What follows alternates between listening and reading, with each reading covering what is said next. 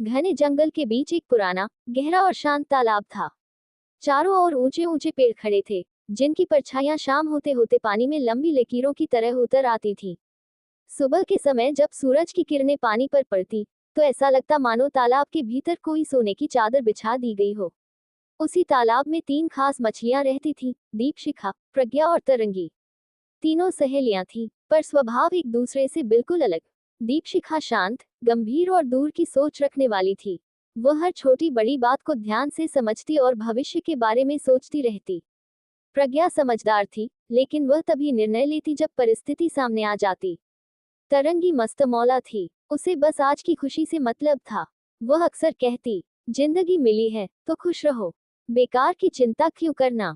तीनों का दिन साथ बीतता, कभी कमल के पत्तों के बीच छुपन छुपाए, कभी गहराई में जाकर ठंडे पानी का आनंद, तो कभी किनारे के पास धूप सेंकना।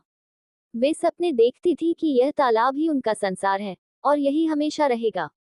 एक दिन शाम के समय तालाब के किनारे दो आदमी आकर खड़े हो गए। वे मछुआरे थे, उनके हाथ में जाल था। एक ने कहा, ये तालाब तो मछलियों से भरा है, कल सुबह जाल डालेंगे। दूसरा बोला, हाँ, यहाँ से अच्छा शिकार मिलेगा। ये बातचीत पानी की सतह के पास तैर रही दीपशिखा ने सुन ली। उसके शरीर में जैसे सिहरन दौड़ गई। वह तुरंत नीचे गहराई में गई, जहाँ प्रज्ञा और तरंगी खेल रही थी। हमें तुरंत बात करनी है, उसने घबराए आवाज में कहा। क्या हुआ? प्रज्ञा ने पूछा। दीपशिखा ने सब कुछ बताया।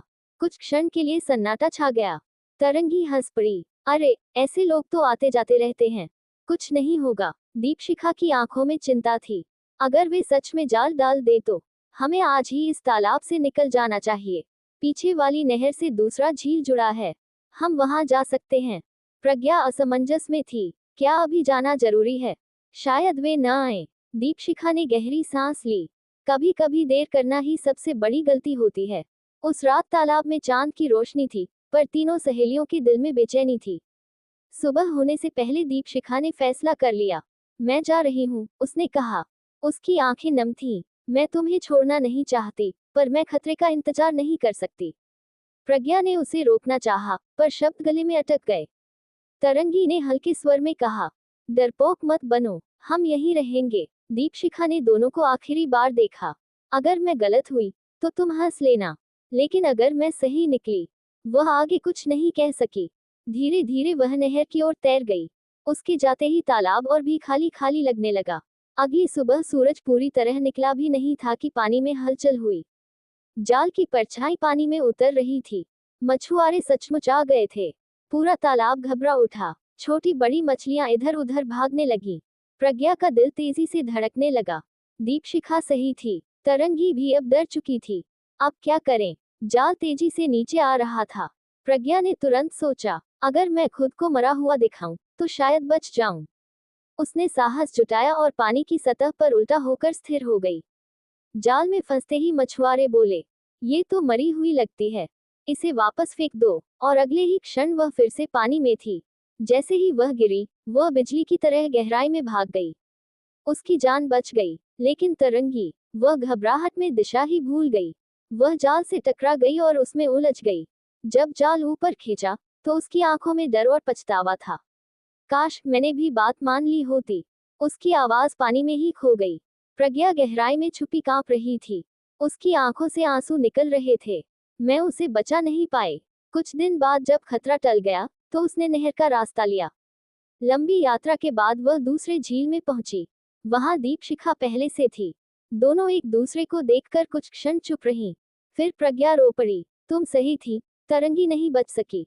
दीपशिखा की आंखें भर आईं। मैं चाहती थी कि हम तीनों साथ रहें। दोनों ने उस दिन पहली बार समझा कि सही निर्णय कभी कभी दिल तोड़ देता है, लेकिन जान बचा लेता है। नए झील में जीवन अलग था। वहां की मछलियां अनजान थी, पानी गहरा था, और नियम अलग थे। लेकिन दीपशिखा और प्रज्ञा ने ठान लिया कि वे अब लापरवाही नहीं होने देंगी। वे छोटी मछलियों को सिखाने लगी, खतरे को पहचानो, समय पर निर्णय लो, डर से भागो मत, समझदारी से सामना करो। धीरे धीरे वे सबकी प्रेरणा बन गईं। पर हर शाम जब सूरज ढलता, दोनों को तरंगी की हंसी याद आती। वे जानती थीं, तरंगी की गलती उनकी सबसे बड़ी सीख बन चुकी थी। ये कहानी सिर्फ तालाब की नहीं है, ये हमारे जीवन की सच्चाई है।